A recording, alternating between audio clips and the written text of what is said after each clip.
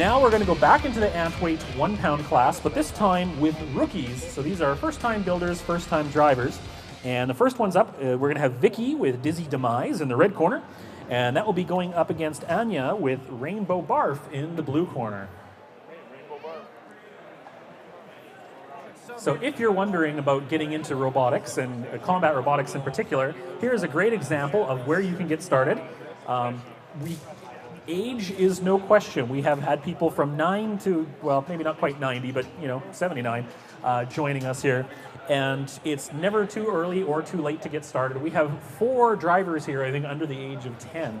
And it's still a very capable thing for them to do. Need a little bit of help building the robots, perhaps, but certainly not beyond them to be driving a car around the arena, that's for sure.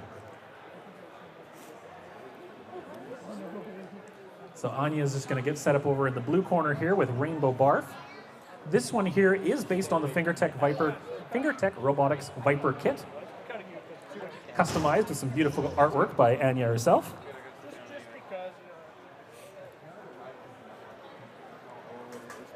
So you can see this here has the black steel frame with a Lexan polycarbonate top, and then that titanium wedge on the front. A very good basis to start from. You can always add a weapon onto that later once you get up into the higher classes. And that's going to be going up against Vicky's Dizzy Demise over in the red corner here. This one is actually similar to some robots you may have seen on BattleBots. For example, if you have seen Tombstone, it is very much a similar thing, except this is round instead of a box, and it's got the big horizontal spinning bar on the front. Despite its small size, that thing can definitely take some chunks out of even steel or titanium, so going to be a very dangerous robot all the same. That is why there's that big vice grip clamp holding the weapon in place, just in case it spins up, because believe me, that is basically a lawnmower on wheels.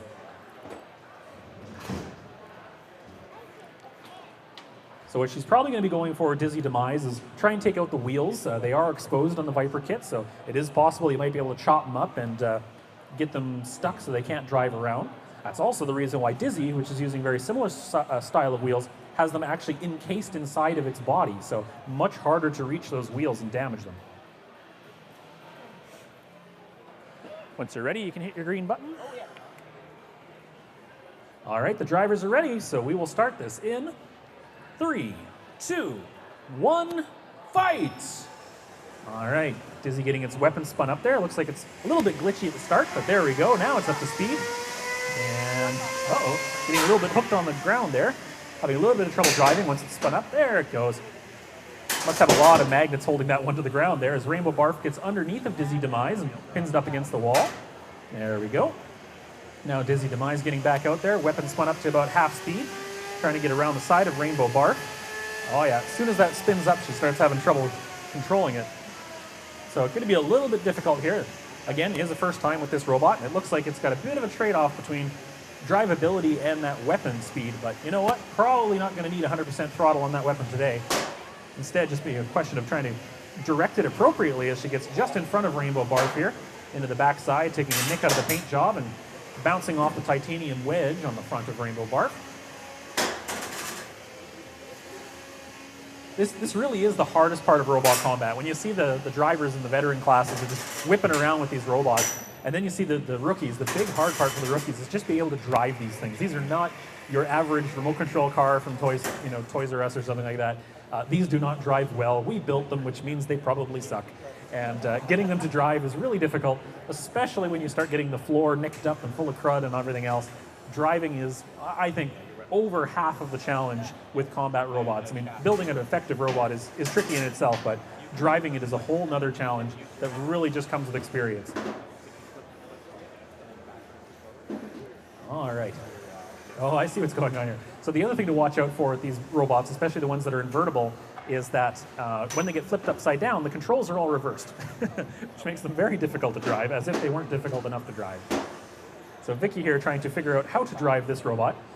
And in the meantime, Anya trying to find her way around the hazards here. Again, very difficult to drive these things. If you push forward on the stick, it probably turns left or right, because things are not completely balanced, they're not equal. And so getting them to drive at all can be a challenge. There we go, Anya taking advantage of the situation, pinning Dizzy's Demise over into the corner there, as Vicky makes her way out. Anya chasing her down again, but Dizzy is, I think, the faster of the two robots, and surprisingly gets underneath Rainbow Barf, pinning in the blue corner there. 35 seconds still on the clock. Now making her way out. She's got 10 seconds to hold her if we do get into some kind of a pushing, grabbing match here. So got to give your opponent another chance at it. Anya having a little bit of trouble directing it around as Vicky is running Dizzy around here. Unfortunately, doesn't seem to be able to use the weapon, or just isn't able to use it effectively at the moment, but definitely quite drivable once the weapon's spun down, and seems to be doing all right with the pushing match afterwards. 5, 4, 3, 2, 1, and that's the end of the match. Thank you very much to Vicky and to Anya. As I say, it is very difficult to drive these things. Does that weapon work? The screw at the bottom. Yeah. Is it down? No.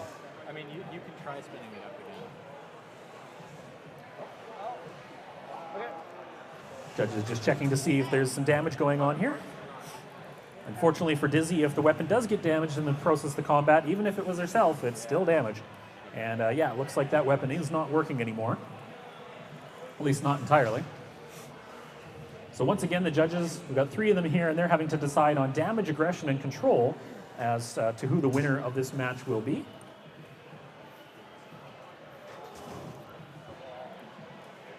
Give them a moment to confer. This is actually really the hardest part of the entire combat. Whether you're a driver or the judge, you never want it to go to a judge's decision because you never know what's going to happen. It's really hard to say, you know, at the end of a fight like that, who was the winner. And it is decided, the judges have decided that Dizzy is the winner. Congratulations, Vicky. Well deserved, even without that weapon working. I think was able to get more control when it came to driving. And that is a big element of what is left. But this is definitely not the end. We've got several more to go here.